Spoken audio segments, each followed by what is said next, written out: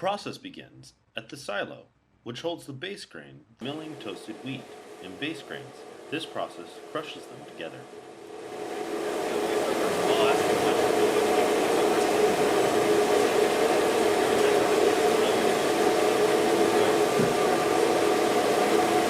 The crushed grains then go to a large mush tin and is mixed with hot water. This process takes between 30 minutes to 2 hours. For tumbler, this process is 1 hour long. This turns the water into a liquid called wort, which can be described as a beer-like tea. This hot wort is separated from the now spent grain and put in a large kettle. The spent grain, however, gets moved to a local farm to be used as livestock feed. At a very specific temperature, so depending on what the temperature is, you're going to get different kinds of sugar out of the grain. Right.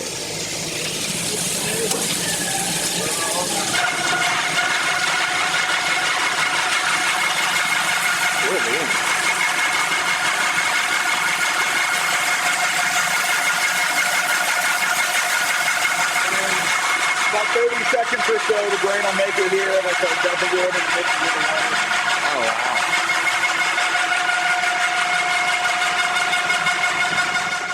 How many gallons is this tank right here? It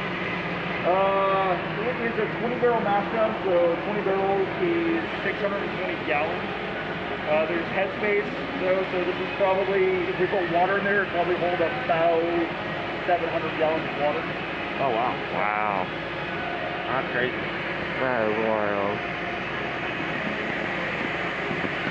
And how long do you guys boil this for? Boil for an hour. About an hour. Well, it sits in here and it mashes for 45 minutes, and then we do what's called a boil off.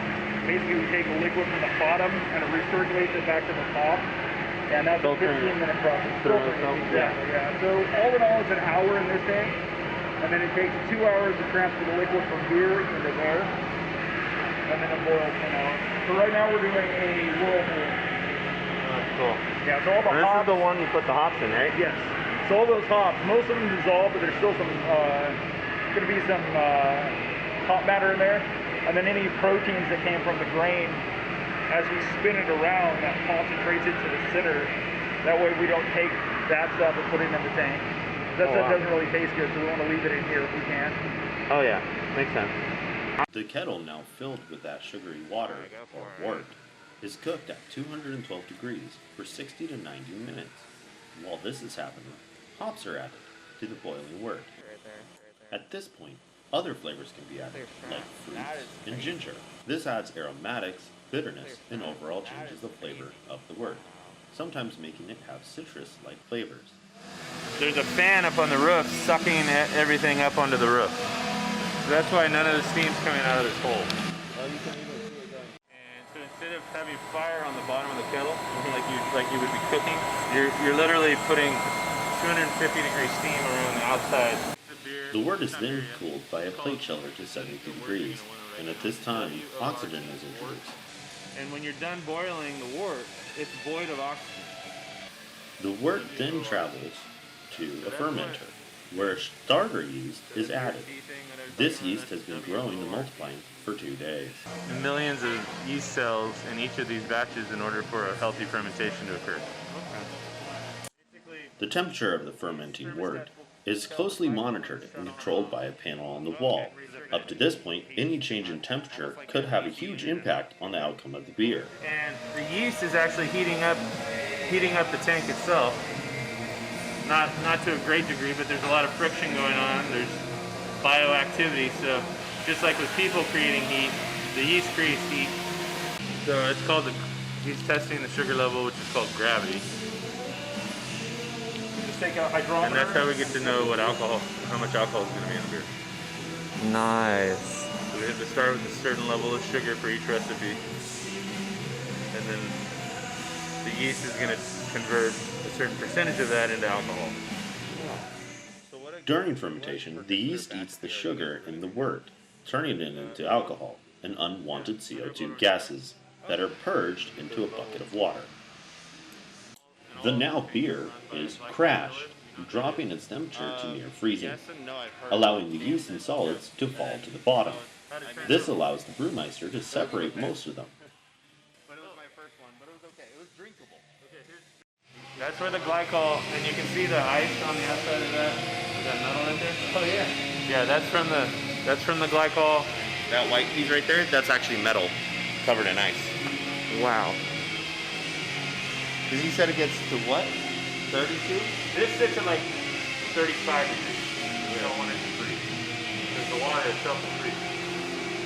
The beer then goes to a centrifuge, which spins the beer at 3,800 RPMs, separating the remaining solids from the beer. After no solids remain, the beer is transferred to a bright tank. This tank finishes the beer and adds carbonation. Workers constantly check on the beer to make sure that everything is going just to plan.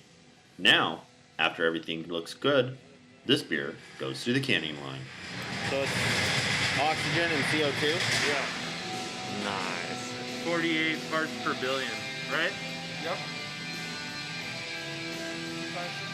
That's perfect. And 256. Temblor was kind enough to let us have an interview with their employees. First, we have Johnathan, who is a part of the janitorial team and helps keep Temblor clean. So we're here with Johnathan. John, how do you like working at Temblor? I like working at Temblor. It's very good, and it's a good job for me. Good job for you. Why is that? It's way closer for me, like for programming stuff. When I go to that program pretty soon, and yeah, I like this job because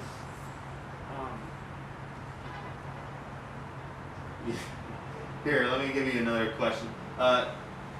What is your favorite part about this job? my favorite part about this job is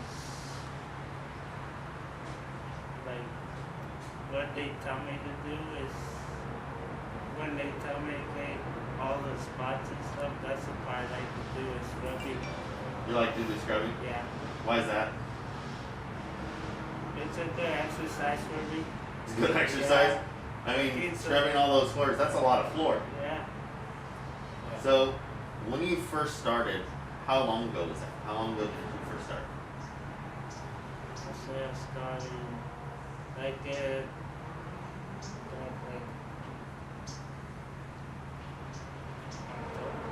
October October.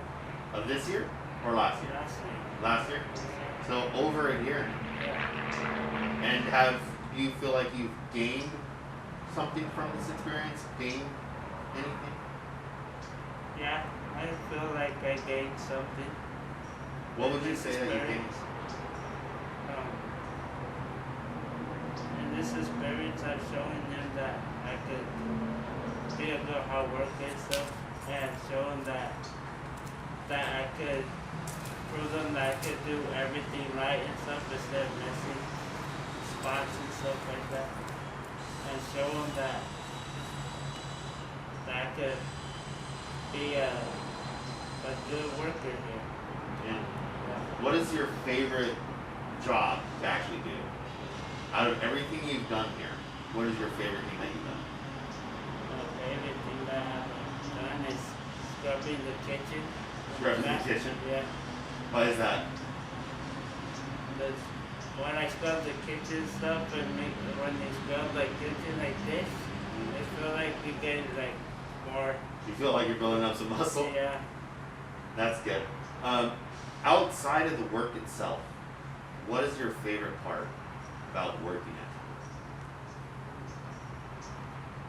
The favorite part of working at Temblor. Yeah, outside of actual work.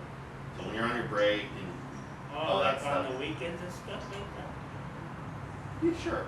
Well, I'll be washing cars and stuff like that. Washing cars? Yeah. And cutting people glasses and stuff like that. Do you Yeah, think- that's a job. Do you think Temblor has helped you with those side projects? As far as work ethic or anything like that? No, not really? No. I'm the one that got this myself. You got those yourself? Yeah.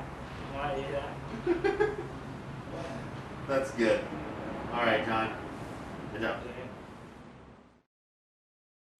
A special thank you to Don and the Temblor family for letting us film.